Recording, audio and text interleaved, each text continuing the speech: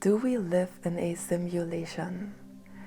I think a lot of people on a spiritual path can probably relate to this, as we really begin to ask the question, who am I?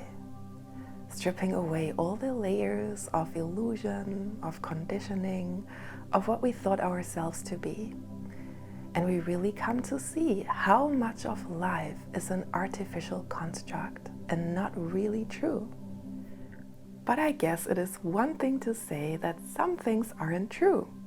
Like, society, the government, the concept of money, rich, poor, nationality, borders. All of these are artificial constructs that are only true as long as we all agree with them. And sometimes that's very important to remember how many things in the world could change if we only wanted to. But it is another thing to say, I guess, that everything is a simulation, including, the earth, the sky, the planets, and even yourself. This realization, however, lies at the core of spiritual inquiry. When we ask the question, who am I really? Beneath all the layers of conditioning that cloud our true recognition of this question. If you enjoy this video, please give it a thumbs up. And if you like, subscribe to my channel so we can stay connected. We discover indeed that life is a simulation. As one way of saying, it is a projection that arises out of the great consciousness, with its sole purpose to recognize its true nature and to rejoice in this recognition. There are a lot of people who report incidents that support this idea of a simulation. Like déjà vu, for instance. You know that feeling that you have experienced something before in the exact same way. And they interpret that as a glitch in the simulation. But when we become more ripe for a deeper recognition, like enlightenment or awakening, these indications become much more significant and meaningful. It is not surprising that things happen several times over in our life, or over several lifetimes, because their purpose is not the experience itself, but the lessons we draw from them, and how they bring us closer to the recognition of the self. Everything happens and appears for this reason, to support our awakening. And the more we are open and receiving, the easier this flow of grace can happen and sift through us, and the quicker we can reach the goal that we are all hankering for, consciously or unconsciously, which is enlightenment, the freedom from suffering, and eternal happiness. Everything in this material expression is part of the same discovery. One part of the simulation that is this life on earth is that we appear to be separate from each other. The most intimate connections that we know is that of blood or family. But deep inside, we all have this intuition that our connections run a lot deeper than that. That not only all humans, but all of creation is interconnected. Why do we feel compassion and the need to help each other and the planet? We know that our story is not independent from the things around us. If someone else suffers, it affects us deeply, and we cannot forget about it. When we practice self-inquiry and we go to the core of the question, who am I?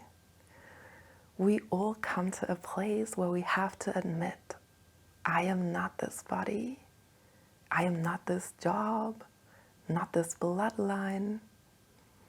The one who is looking from behind these eyes is not confined to the body, is consciousness, in which all things appear, the self, the apparent other, and all is one.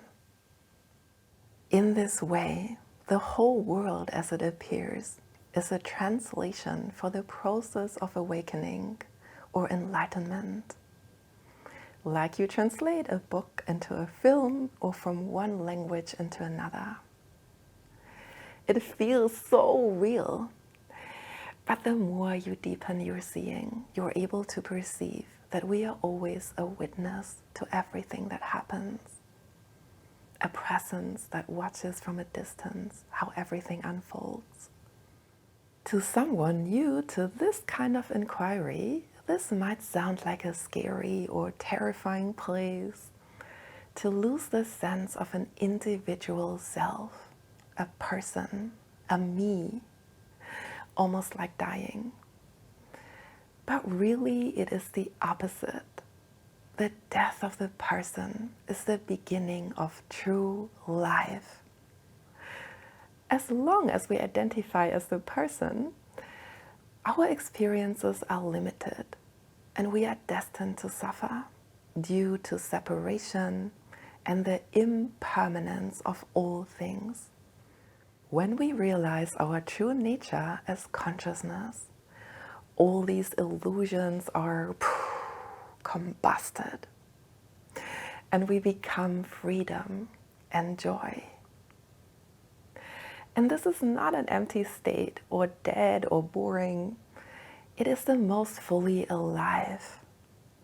Think of the greatest experience you've had in life. Giving birth to a child, loving wholeheartedly, the greatest adventure, and multiply that by 1,000,000. And even that doesn't come close to realizing the self. It is so complete that words fail to express it. It is all of your wishes and desires at once, and so much more you could ever wish for. So it is not a sad discovery that life is a simulation, but a great relief. Life can never go wrong, and its only reason is your happiness, your freedom, your eternal life.